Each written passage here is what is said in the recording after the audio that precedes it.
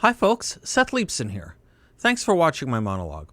In these uncertain times, you may be thinking about personal protection. If you are, I urge you to visit my friends at Guns Etc. They'll help you find the perfect protection for yourself and your family, and they can even teach you how to use it. They've been protecting Arizonans for over 33 years, and they stand for the great principles this country was founded upon. Or you can just click on gunsetc.com. And if you like my monologues, please subscribe to 960 The Patriots YouTube channel. Welcome back. Happy January 21st, 2021. A tale of two inaugurations. At least that's how the media tried to portray yesterday versus 4 years ago. If you Google Trump's inauguration speech, the first thing you'll notice is it's actually hard to find. The official White House page that housed it until yesterday, like the 1776 report, has taken it down. Another memory hole. The second thing to notice is how many headlines there were about Trump's speech, calling it angry and divisive. Scorched earth was a popular phrase being used to describe it. The third thing to note is how many stories there are today comparing it to the soothing and upbeat Joe Biden inauguration speech that was delivered yesterday. The Trump speech was often derided for speaking of American carnage. It's true, Donald Trump did use that phrase in his inauguration speech. Here's how.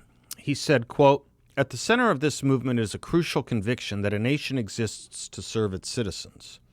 Americans want great schools for their children, safe neighborhoods for their family, and good jobs for themselves. These are just and reasonable demands of righteous people and a righteous public. But for too many of our citizens, a different reality exists. Mothers and children trapped in poverty in our inner cities, rusted out factories, scattered like tombstones across the landscape of our nation, an education system flush with cash, but which leaves our young and beautiful students deprived of knowledge, and the crime and the gangs and the drugs that have stolen too many lives and robbed our country of so much unrealized potential. This American carnage stops right here and stops right now. We are one nation, and that pain is our pain. Their dreams are our dreams, and their success will be our success. We share one heart, one home, and one glorious destiny," close quote. That's the context in which the phrase American carnage was used. Now I ask, what the heck is so bad about that? And may I note, is that not a call to unity as well? One nation, their pain, their dreams, our dreams, their success, our success. One heart, one home, one glorious destiny. Something Joe Biden is getting credit for mentioning unity is his desire.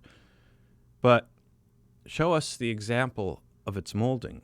We are one nation. Their pain is our pain. Their dreams are our dreams. We share one heart and home and destiny. How is that any less good than, quote, "history, faith, and reason show the way to unity," which is how Joe Biden put it. Well, one understands the real problems facing America. The other is pablum, relevant to nothing. There is or was one big difference between the two inaugurals that I think worth mentioning, as no media seemed to. One actually was attended by massive violence, and the other was not. The first one, Trump's, actually witnessed an extremely violent set of riots and protests. You know, the inaugural the media did not warn would have a violent reaction, because Democrats are, of course, peaceful. The inaugural, the entire media said would be attended by violence, requiring a military division and lockdowns because Republican opposition would be violent, had no violence. None. In fact, it was not sufficient for the media to presage violence against the Biden inauguration in just D.C. The stories were that there would be violence at state houses around the country. And they were shut down too. Guess what? Nothing. None. Just to remind, so anyone who thinks I'm making this up, here's Reuters from 4 years ago. Quote, "Black-clad activists among hundreds of demonstrators protesting Donald Trump's swearing in on Friday clashed with police a few blocks from the White House in an outburst of violence rare for an inauguration. 217 were arrested. In the violence, throngs of activists in black clothes and masks threw rocks and bottles at officers wearing riot gear who responded with volleys of tear gas and stun grenades as helicopters hovered low overhead. At one flashpoint, a protester hurled an object through the passenger window of a police van, which sped away in reverse as demonstrators cheered. Earlier, activists used chunks of pavement and baseball bats to shatter the windows of a Bank of America branch and a McDonald's outlet, all symbols of American capitalism. 6 police officers were injured. Close quote. That was 4 years ago. The Biden inauguration? Nothing. Zip. Sea of tranquility. Now, some may say, well, yes, that's what happens when you deploy 25,000 troops to ensure peace. Not so fast. Google that one as well. Insert no credible threat and Biden inauguration into your search, and somehow you will see story after story, from D.C. to Los Angeles, from West Virginia to Wisconsin, that the FBI and Homeland Security offices had no credible threats of violence against the Biden inauguration. Now they tell us. It was clearly all for show. But CNN and MSNBC didn't report any of that.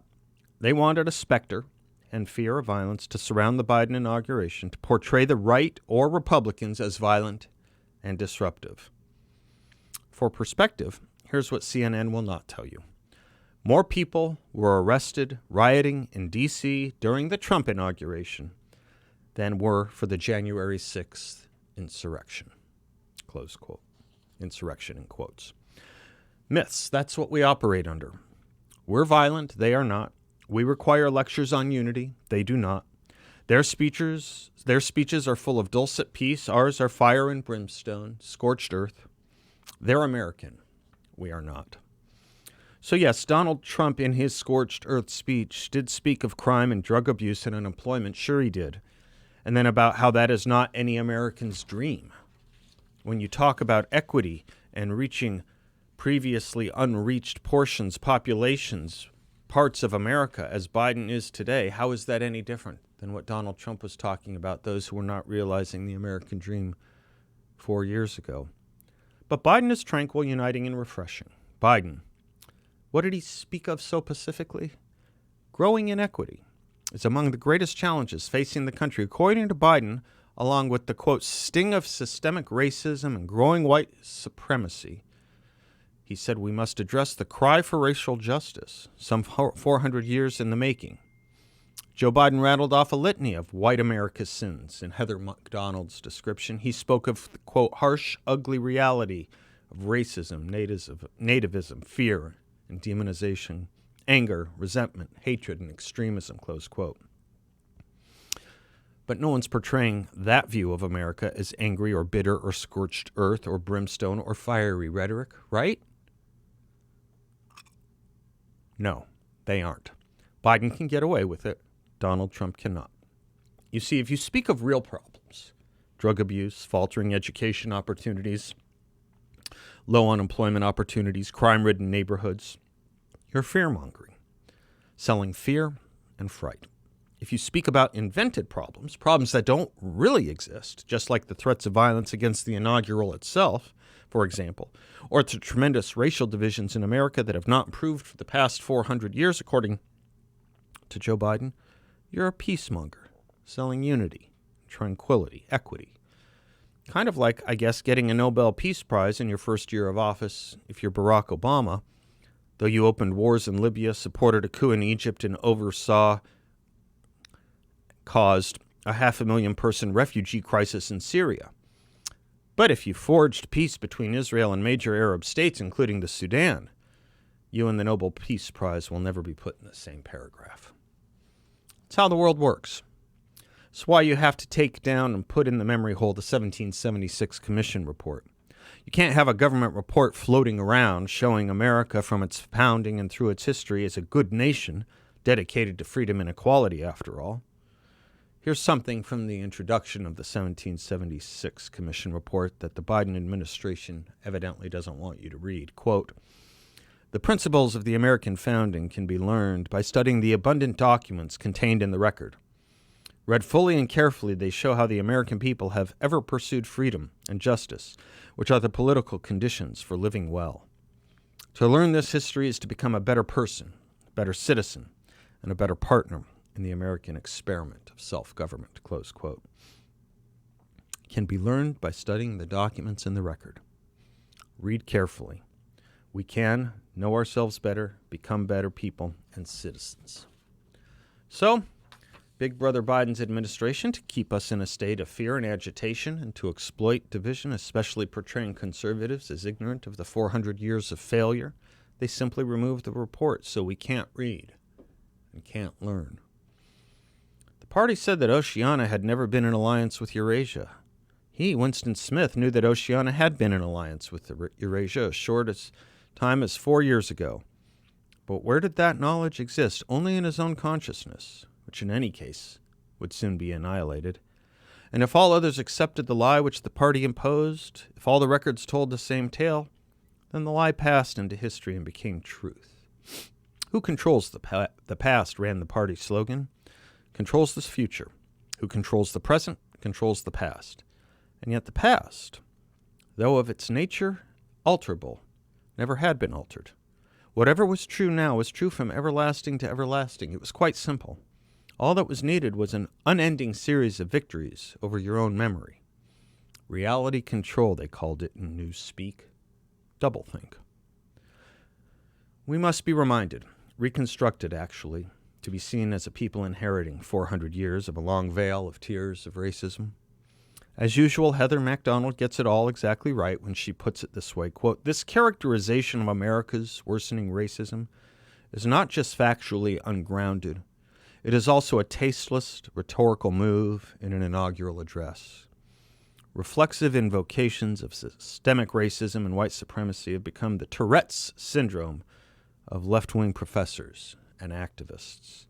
They are au courant, shallow terms of the moment lacking depth or weight. In fact, such terms are so overused today that it is easy to tune them out. But that would be a mistake. The systemic racism conceit means that every American institution is illegitimate and needs to be reconstructed.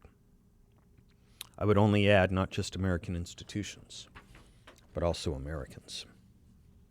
I'm Seth Leibson. We'll be right back.